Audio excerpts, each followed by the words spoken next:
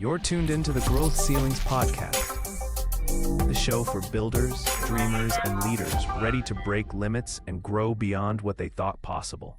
Good afternoon, everyone. My name is Jim Lovelady, professional EOS implementer. I'm joined today with Sergio de Cesare. He's a business investor and partner, exit strategist and company value builder, a certified business coach, and a business broker. Looking forward to speaking with you here today, Sergio. Thanks for your time. Hey, Jim, great to be here. So, Sergio, why don't we start off by just having you give us a little bit of a background, what you're currently doing, name of your company, and who you serve. Right. So my company is Max Business Profits. That's the company name. I've been doing what I'm doing, working with small business owners for working on about a dozen years now. And, how I got into this was I was a business owner myself. I was in the IT industry, had an IT company. And, what I learned in selling that company eventually is that most small business owners are not doing it right at all. There was a point where I wanted to sell my company and I had a broker come in and do the numbers and play the game.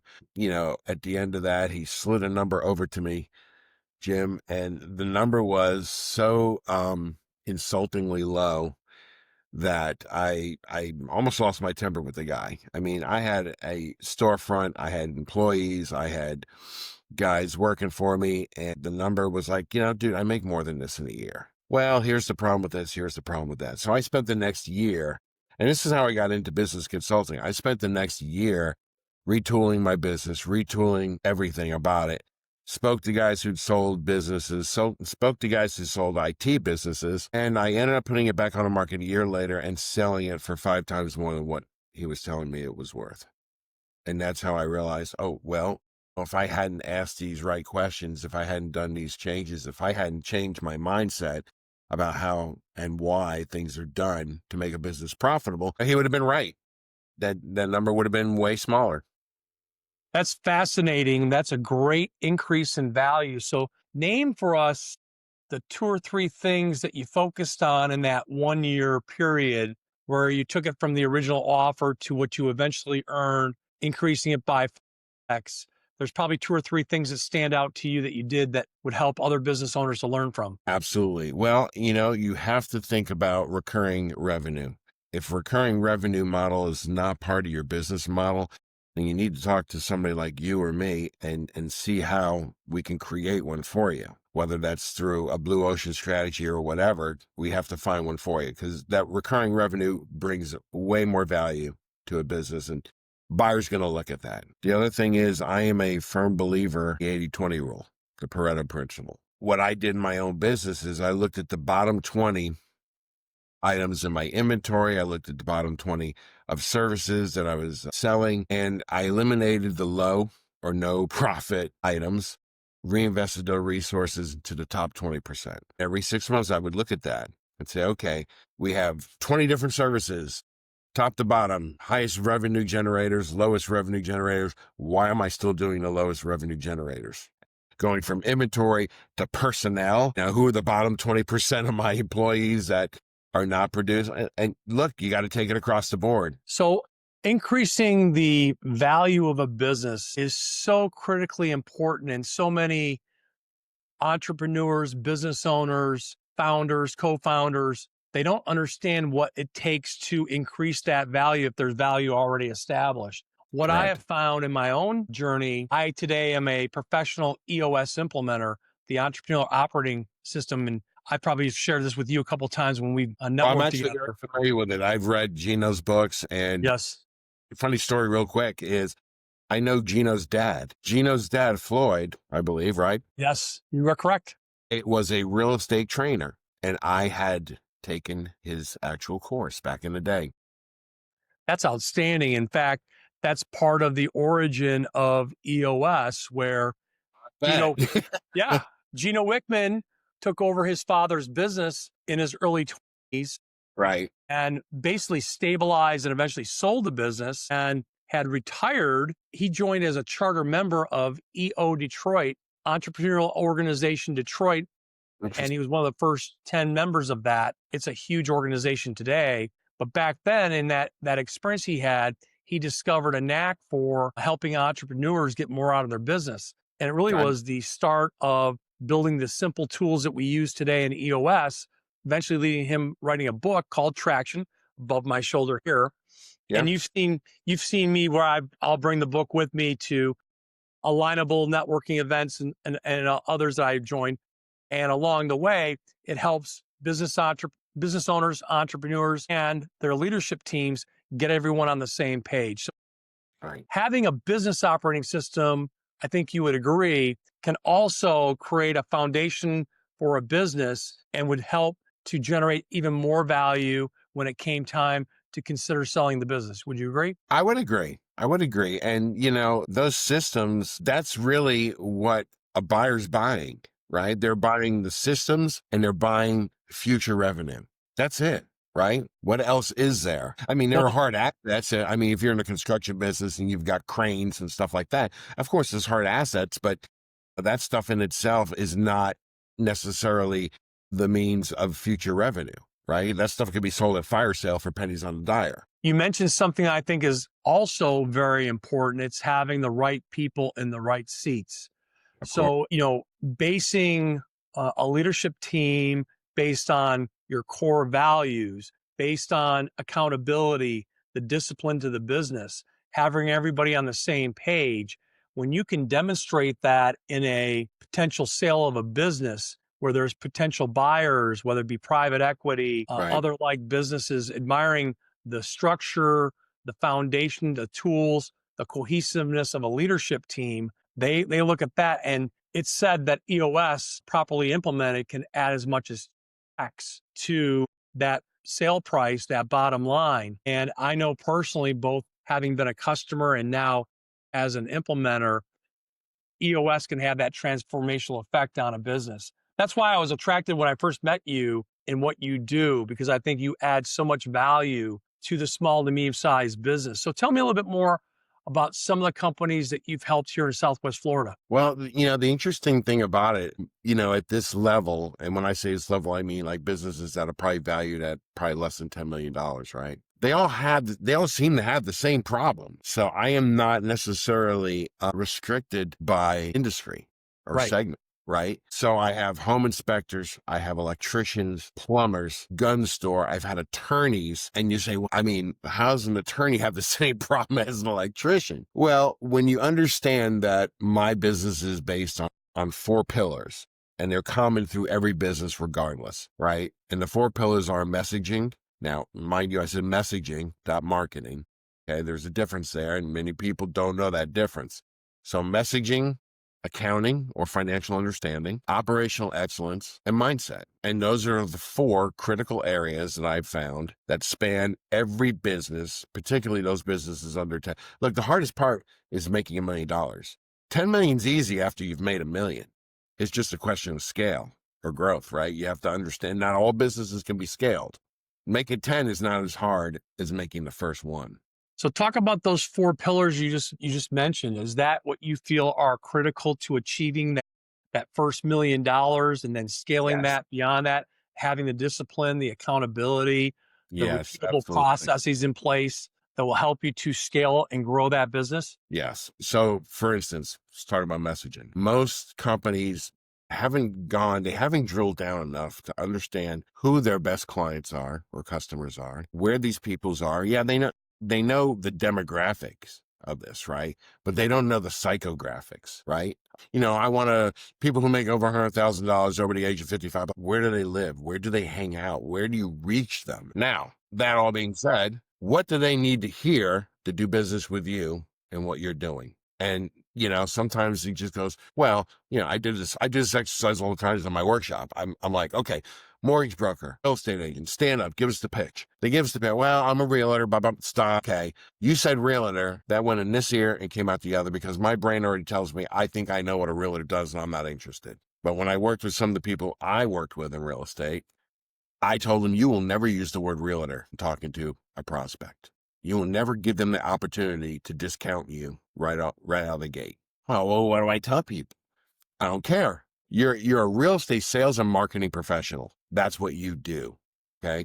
So that's part of the messaging thing. The financial accountability, the understanding. If I ask any of these business owners, what's your best selling project? What's your best selling product or service? And what's the margin on that? Crickets, right? They'll tell you pretty much what the service or product is that they know is being rung up all the time, but they can't tell you what the margin is. They can't tell you the profitability on it, right?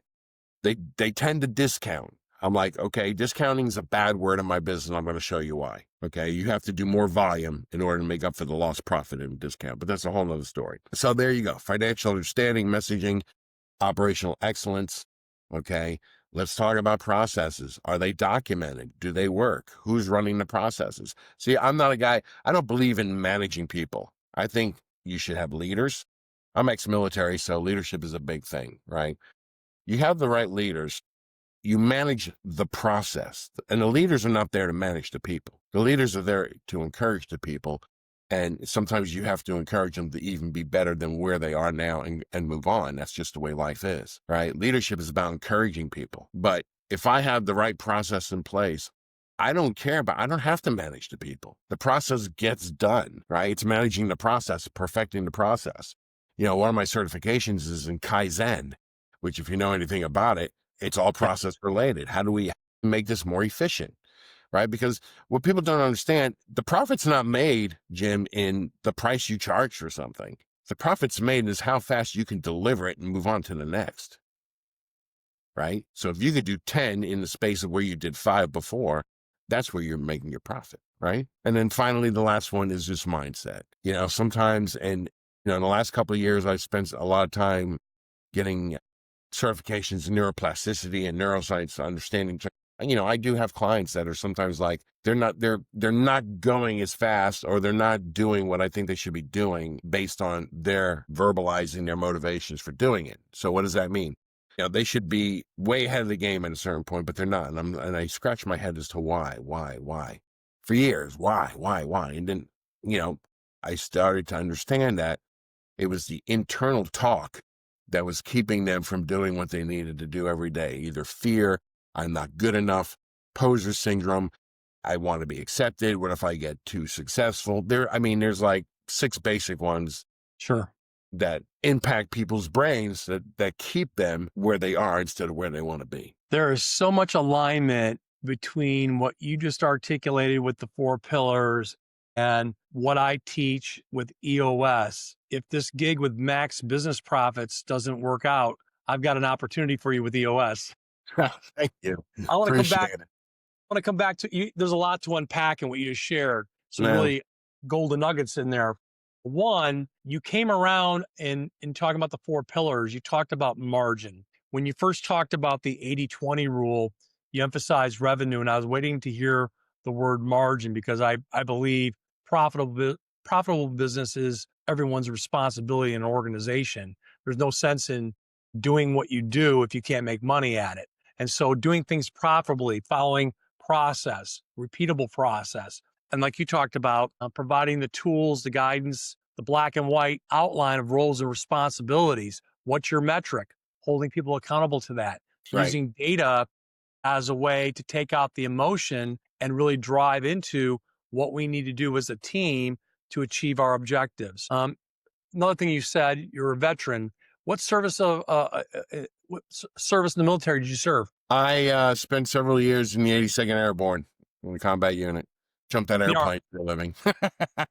You were in the Army. Fantastic. Thank you very much. Like Yeah. you, I'm a veteran. So I'm a Good. veteran of the United States Air Force. So thank you very much. I knew there's a reason beyond just our business alignment. There was something about you that I liked a lot. And there's a discipline that you carry, and having interacted with you several times, both Sergio and I are members of Alignable. Sergio has been host of a live in-person event we have it each Friday in Naples, Florida. And if you're not a member, I encourage you to check out Alignable. It's a great networking group. A lot of small, medium-sized businesses are represented there throughout Southwest Florida. And that's how I met Sergio. And for you to accept this invitation to do this podcast today, I think creates a mutual benefit. I know a lot of people are going to want to hear what you have to say, and I think they're going to be very impressed when they hear the breadth and depth of what you're talking about. Something else you talked about in what you shared was leadership. And I want to piggyback on what you shared, I believe, and this is just through my own personal experience of sales and marketing in my entire career, and now as an EOS implementer, the number one job for leadership is to listen, understand, and solve problems. So when we talk about who's in the leadership team, whether it be finance, operations, sales, ownership, and it goes beyond that for every unique business. But what is the goal of that leadership team? If you're having meetings on a weekly, bi-weekly, monthly basis, what's the effectiveness of those meetings? And the objective of a meeting with your team should be to solve problems. So I think if you can demonstrate that to a potential buyer, there's a cohesiveness, a communication channel, there's a method, a process that we as an aligned team follow to identify, discuss, and solve our biggest issues and understand how to prioritize what we call in EOS, your rocks, your 90-day objectives. And then all the other stuff we solve as a team. We call that a level 10 meeting where we dedicate the majority of that 90-minute meeting, the majority of that time, 60 minutes, is for what we call IDS, identify, discuss, and solve. Very And structured. yes, you know what I'm talking about. I do. I'm very familiar with the L10. Yes. And I know as a customer, we try to self-implement EOS and we try to interpret what was written in the book Traction. And not that we're all dumb, but we just couldn't figure it out. Once we hired an implementer, we could actually spell EOS. We could figure out what an L10 meeting really was about. We got our scorecard aligned. We got our vision traction organizer aligned. We defined our core values and made them mean something to the organization. So we use that as a guiding set of values for how we hired, how we fired, how we gave praise to employees. And the bobblehead you see above my shoulder here, before I go any further, Sergio, where are you from originally? You mentioned earlier. My family is originally from Long Island, New York. We moved here in 1978. Fantastic. So you're almost native here to Southwest Florida. You've seen everybody else pretty much. Yes. Yeah, you're definitely in the minority in that regard. I'm originally from Detroit. So the bobbleheads you see on either side of me are of Detroit sports teams. And I can speak openly about this. I'm 62 years old. When I was about age of 9, I came of age. And the owner of the team, William Clay Ford, throughout his life, he owned the team going back to 1962. Unfortunately, he passed away in 2014. His daughter ascended to the ownership role in 2020. And the first thing she did was identify who the right people were for their leadership team. So they hired people like Chris Spielman, former player, as senior vice president of operations. They hired Brad Holmes. They got Dan Campbell as a head coach. And what did they do? They defined their core values. And from those core values, they apply that for who they draft, who they waive, who they trade for, who walks into that locker room, who's let go. At the end of game ball, when they win a game and they give out game balls, it's always based on the core values of the organization. And quite frankly, they have transformed that team to now a perennial Super Bowl contender. When I was a kid, they were just one of the awful teams for many, many years. So I connect the dots here with EOS and getting the right people in the right seats. And you mentioned that from a business perspective, having the right people and using the 80-20 rule. And we teach tools like that to help you get focused on who's the right person in the right seat. Not necessarily your friend, not someone you grew up with, not maybe your brother or sister. Oh, God, no. You know what I'm talking about. You probably see it all day long. Family businesses are some of the toughest ones I have to work with. I have a story about a local family-owned business, and they're still going at it. But they brought me in for exit strategy. It was a local gun company. I'll leave it there. And they're like, I got my kids working for me. Their wives are working for me. I'm 60 years old. I want to get out, and we want to go do things, whatever. Help me come up with an exit strategy and then help me build the value of this company so I could sell it in a year or two. So, okay, I'll do the best I can. I mean, 2 years, a year or two is kind of a short span to crush on the value side, but it's possible. So what had happened was, and I never did a single marketing thing for them. They had pretty good marketing. Their message is out there, and they're the only ones, they're very unique messaging. But it was a question of leadership in that company. It was a question of hiring the right people. And when I say hiring the right people, when you go and you hire people, you're hiring for one position. Down here in this area, because they're so stretched in their budgets, they're hiring one person to do the job of two, which is a big mistake. Yes. So dealing with that, whatever. That company, when I first went to it, was doing 2.1 million in sales. By the end of year 3, which is when it concluded my engagement with them, they went from 2.1 to 10 million. Why? Because nobody was running around with their hair on fire anymore every day. Nobody was dealing with the family dynamics anymore, right? Because everybody's job is outlined precisely now. Everybody's responsibilities outlined precisely now. The gears of the machine started connecting and running smoother because I don't care who you are. If, most of the businesses that come to me are like, oh, well, we need lead generation. We need more business. Do you? Because if I double your business, triple your business, is your business going to be able to handle that? Yes. Because most times it can't. So now you're mad at me because now, yeah, you've made more money, you've gotten more business, but now you've got more 3-star reviews because somebody dropped the ball because you weren't built. Right. You weren't engineered. You weren't planned to double that volume in such a short time. So I want to highlight something you share on your LinkedIn profile. You've got a video called Transformational Coach. Why don't you introduce to the audience what the video is, what it's about, and the problem that you're trying to solve? Transformational coaching in the business arena is basically exactly what I told you Pillar 4 was about. The mindset, right? There is this, I have a certification, it's called Magnetic Mind. So there's always this tension from where we are today to where we want to be, right? Just imagine, you here and then you wanting to be here. Well, between those 2 points, there is structural tension. Yes. You're always trying to be pulled back to where you are now. Why? Okay. Well, I don't want to be here. I want to be there. Well, you do. But subconsciously, you're fighting it because there's fear involved, right? There's a lot of reasons what's keeping you from doing that. Can I do it? Will I fail? Blah, blah, blah, blah, blah. These are all the internal conversations that we make up and we project because, it's like the old saying, I think it was Jim Rohn, right?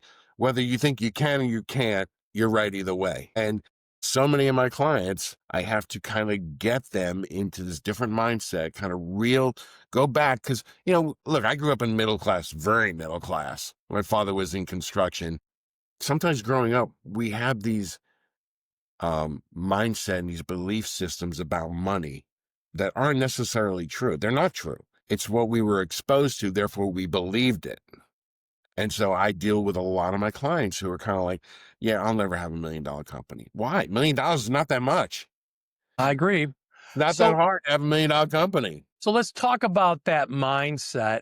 And I think the original invitation that I had sent to you for this conversation was around growth ceilings. As a company, it's like growing up, right? You're going to go through growth spurts. And as a company, you're going to experience the ebbs and flows, whether it's driven by the economy, it's driven by supply chains, driven by personnel, Sure. a myriad of things that come up and come at you at one time. So mindset's really interesting. So talk to me about businesses that you've encountered that perhaps you see they've hit a growth ceiling. And as a transformational coach, what would you guide people to do to get past those points? Well, first of all, you have to have a vision or a desire to go to what's next. I say this, I've stood up even in Alignable and said, whatever your business is making today is exactly what you designed it to make. If you wanted to make something more or something different, you have to change something, whether that be your belief system.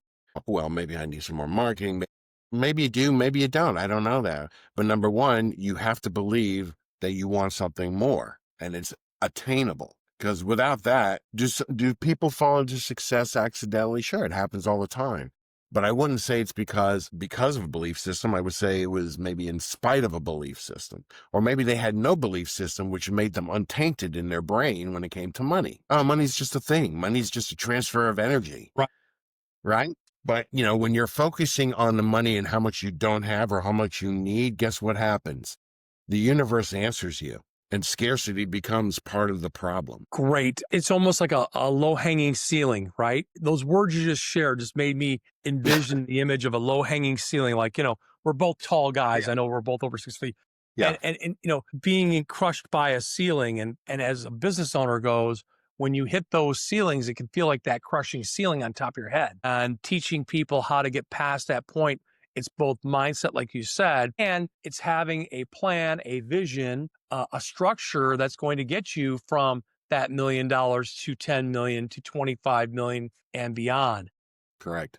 Fantastic, Sergio. I can't thank you enough for your time. This has been a fascinating conversation. Thank you today for sharing your insights, and I'll be inviting you back for another conversation in the very near future. Thank you very much. Forward to it. Thank you so much. You've been watching the Growth Ceilings podcast. If you enjoyed this episode, make sure to like, subscribe, and share it with someone who's ready to grow.